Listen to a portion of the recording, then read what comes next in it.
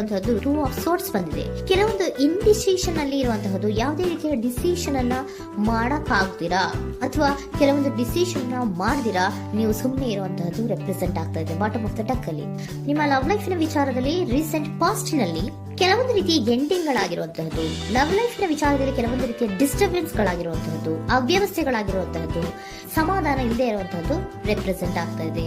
ಯಾಕೆ ಅಂದ್ರೆ love life ನ ವಿಚಾರದಲ್ಲಿ ಯಾವುದೇ ರೀತಿಯ ಪಾಸಿಟಿವ್ ಬದಲಾವಣೆಗಳಾಗುತ್ತಾ ಅನ್ನುವಂತಹದ್ದು ನೀವು ಪಾಸ್ಟ್ ನಲ್ಲಿ ನೀವು ನಿಮ್ಮ ಲವ್ ಲೈಫ್ ನಲ್ಲಿ ನೀವು ಆಲೋಚನೆಯನ್ನ ಮಾಡಿದ್ದೀರಿ. ಕೆಲವೊಂದು ಬದಲಾವಣೆಗಳಾಗುವಂತ ಸಾಧ್ಯತೆಗಳಿದೆಯಾ ಅಂತ.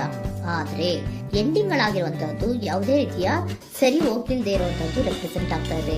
ತುಂಬಾ ಆಲೋಚನೆಯನ್ನ ಮಾಡಿರುವಂತಹದ್ದು ನಿಮ್ಮ ಲವ್ ಲೈಫಿನ ವಿಚಾರವಾಗಿ ನಿದ್ರಾಹೀನತೆಗಳಾಗಿದೆ.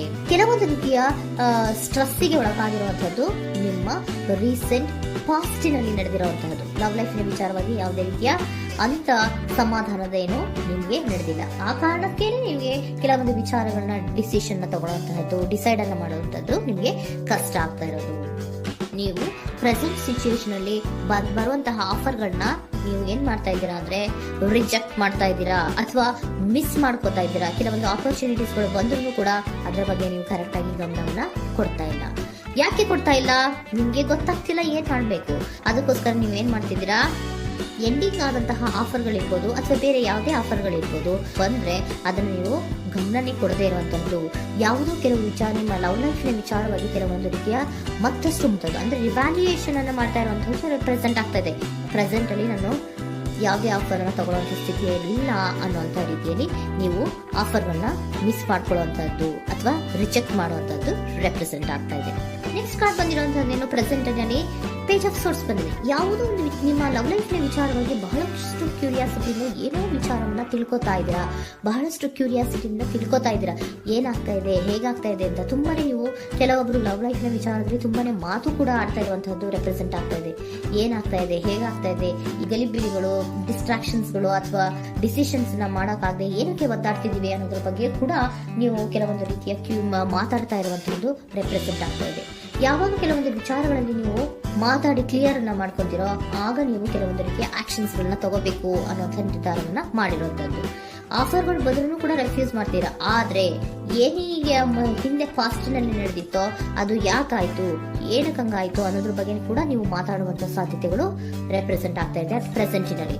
ಆಮೇಲೆ ನೀವು ಮಾತಾಡಿದ ಮೇಲೆ ಕೆಲವೊಂದು ರೀತಿಯ ನಿರ್ಧಾರಗಳನ್ನ ಮಾಡುವಂತಹದ್ದು. ನೈಟ್ ಆಫ್ ವೈಟ್ಸ್ ಬಂದಿದೆ. ಸೊ ಆವಾಗ ನೀವು ನಿಮ್ಮ ಕೆಲವೊಂದು ವಿಚಾರಗಳಲ್ಲಿ ಕ್ಲಾರಿಟಿಗೆ ಬಂದ ಮೇಲೆ ನಿಮ್ಮ ಲವ್ ಲೈಫಿನ ವಿಚಾರದಲ್ಲಿ ಕೆಲವೊಂದು ಆಕ್ಷನ್ ಗಳನ್ನ ತಗೊಳ್ಳುವಂತಹದ್ದು ರೆಪ್ರೆಸೆಂಟ್ ಆಗ್ತಾ ಇದೆ.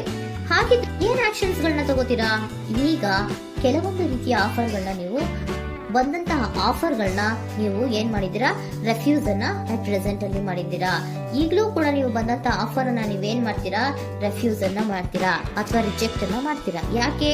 ಸೆಕೆಂಡ್ ಕಾರ್ಡ್ ನಿಮ್ಗೆ ಇಮಿಡಿಯೇಟ್ ಫ್ಯೂಚರ್ ನಲ್ಲಿ ಸೆಕೆಂಡ್ ಕಾರ್ಡ್ ಬಂದಿರೋದು ಯಾವುದು, ಹಾರ್ಮೆಟ್ ಕಾರ್ಡ್ ಬಂದಿದೆ. ಸೊ ಲೋನ್ಲಿನೆಸ್ ಅನ್ನ ರೆಪ್ರೆಸೆಂಟ್ ಮಾಡುತ್ತೆ. ಯಾಕೆ ಲೋನ್ಲಿನೆಸ್ ಅನ್ನ ರೆಪ್ರೆಸೆಂಟ್ ಮಾಡುತ್ತೆ? ಬೇಡಪ್ಪ, ಈ ಜಗ್ಲಿಂಗ್ಗಳೇ ಬೇಡ. ತುಂಬಾ ಜಗ್ಲಿಂಗ್ ಇದೆ ನಿಮ್ಮ ಲವ್ ಲೈಫ್ ವಿಚಾರದಲ್ಲಿ. ಕೆಲವೊಬ್ಬರಿಗೆ ತುಂಬಾ ಜಗ್ಲಿಂಗ್ ಇದೆ. ಯಾವಾಗ್ಲೂ ಬ್ಯಾಲೆನ್ಸ್ ನ ಮಾಡ್ತಾ ಇರ್ಬೇಕು. ಈ ಕಡೆಗೆ ಹೇಳಿದ್ರೆ ಆ ಕಡೆಗೆ ಹೋಗುತ್ತೆ, ಆ ಕಡೆಗೆ ಹೇಳಿದ್ರೆ ಈ ಕಡೆಗೆ ಬರುತ್ತೆ.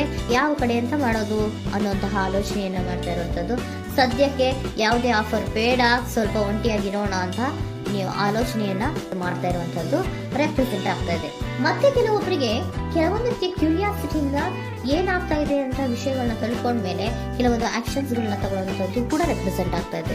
ಯಾವುದೇ ರೀತಿಯ ಭಯ ಇಲ್ಲದೆ ವಿಷಯಗಳನ್ನ ತಿಳ್ಕೊಂಡು ನೀವು ಆಫರ್ಗಳನ್ನ ಅಟ್ ಪ್ರೆಸೆಂಟ್ ಅಲ್ಲಿ ರೆಫ್ಯೂಸ್ ಮಾಡೋ ಸಾಧ್ಯತೆಗಳು ಕೂಡ ಕೆಲವೊಬ್ಬರಿಗೆ ರೆಪ್ರೆಸೆಂಟ್ ಆಗ್ತದೆ. ಯಾಕೆ ಆಫರ್ಗಳನ್ನ ರೆಫ್ಯೂಸ್ ಮಾಡ್ತೀರಾ? ನಿಮ್ಮ ಲವ್ ಲೈಫ್ ವಿಚಾರದಲ್ಲಿ ಬರೀ ಜಗ್ಲಿಂಗ್, ತುಂಬಾ ಬ್ಯಾಲೆನ್ಸ್ ಅನ್ನ ಮಾಡ್ಬೇಕು. ಯಾವ ಕಡೆ ಮಾಡ್ಬೇಕು, ಹೇಗ್ ಮಾಡ್ಬೇಕು ಗೊತ್ತಾಗದೇ ಇಲ್ಲ. ನೀವೇನ್ ಮಾಡ್ತೀರಾ, ಸ್ವಲ್ಪ ದಿನದ ಮಟ್ಟಿಗೆ ನಾನು ಲೋನ್ಲಿ ಆಗಿರ್ಬೇಕು ಅನ್ನೋದನ್ನ ಇಲ್ಲಿ ನಿಮ್ಗೆ ಲವ್ ಲೈಫ್ ನ ವಿಚಾರವಾಗಿ ರೆಪ್ರೆಸೆಂಟ್ ಆಗ್ತಾ ಇದೆ. ಈ ಎಲ್ಲಾ ಕನ್ಫ್ಯೂಷನ್ಸ್ ಇರೋದ್ರಿಂದಲೇ ನಿಮ್ಗೆ ಬಾಟಮ್ ಆಫ್ ದ ಡಕ್ ಬಂದಿರುವಂತದ್ದು ಟೂ ಆಫ್ ಸೋರ್ಟ್ಸ್ ಬಂದಿರುವಂತದ್ದು. ಸೊ ಇಂಡಿಸಿಷನ್ ಆಗ್ತಾ ಇರೋಂಥದ್ದು. ಏನ್ ಮಾಡ್ಬೇಕು ಗೊತ್ತಾಗಲ್ಲ. ಅದಕ್ಕೆ ನೀವು ಇಲ್ಲಿ ಕುತ್ಕೊಂಡ್ಬಿಟ್ಟಿದ್ದೀರಾ, ನನ್ನ ಲವ್ ಲೈಫ್ ನ ವಿಚಾರವಾಗಿ ಯಾವ ನಿರ್ಧಾರವನ್ನ ಮಾಡಬೇಕು ಅನ್ನುವಂತಹ ಆಲೋಚನೆಯನ್ನ ಮಾಡ್ತಾ ಇರುವಂತದ್ದು, ಹಾಗೇನೆ ಮಾಡುವಂತದ್ದು ನಿಮ್ಗೆ ರೆಪ್ರೆಸೆಂಟ್ ಆಗ್ತಾ ಇರೋದು. ಕೆಲವೊಬ್ರು ರೆಫ್ಯೂಸ್ ಅನ್ನ ಮಾಡಿ ಮುಂದೆ ಹೋಗುವಂತ ಸಾಧ್ಯತೆಗಳು ಇರುವಂತದ್ದು, ಮತ್ತೆ ಕೆಲವೊಬ್ರು ಆಫರ್ಗಳನ್ನ ಬರುವಂತದನ್ನ ಬ್ಯಾಲೆನ್ಸ್ ಅನ್ನ ಮಾಡಬೇಕು, ಜಗ್ಲಿಂಗ್ ಅನ್ನ ಮಾಡಬೇಕು, ಸದ್ಯದ ಮಟ್ಟಿಗೆ ಒಂಟಿಯಾಗಿ ಇರೋಣ ಅಂತ ಆಲೋಚನೆಯನ್ನ ಮಾಡ್ತಾ ಇರುವಂತದ್ದು ರೆಪ್ರೆಸೆಂಟ್ ಆಗ್ತಾ ಇದೆ. ನಿಮಗೆ ಏಂಜಲ್ ಗೈಡೆನ್ಸ್ ಏನ್ ಕೊಡ್ತಾ ಇದ್ದಾರೆ, ಡೋಂಟ್ ಸ್ಟಾಪ್.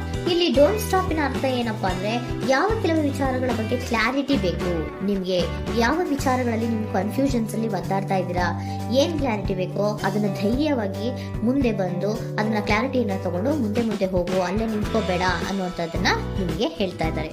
ಯಾವ ವಿಚಾರವನ್ನ ನೀವು ಲವ್ ಲೈಫ್ ನ ವಿಚಾರದಲ್ಲಿ ಏನ್ ಈ ಜಗ್ಲಿಂಗ್ಗಳು ಅಥವಾ ಈ ಬ್ಯಾಲೆನ್ಸ್ ಗಳನ್ನ ಮಾಡ್ಕೊಂಡು ಅಥವಾ ಎಳ್ದಾಟಗಳನ್ನ ಮಾಡ್ಕೊಂಡಿದ್ದೀರೋ ಅಲ್ಲಿಗೆ ಕ್ಲಾರಿಟಿಯನ್ನ ತಗೊಳ್ಳಿ, ಧೈರ್ಯವಾಗಿ ಕ್ಲಾರಿಟಿಯನ್ನ ತಗೊಂಡು ನೀವು ಮುಂದೆ ಆಕ್ಷನ್ಸ್ ಅನ್ನು ತಗೊಳ್ಳುವಂತದ್ದು ರೆಪ್ರೆಸೆಂಟ್ ಆಗ್ತಾ ಇದೆ.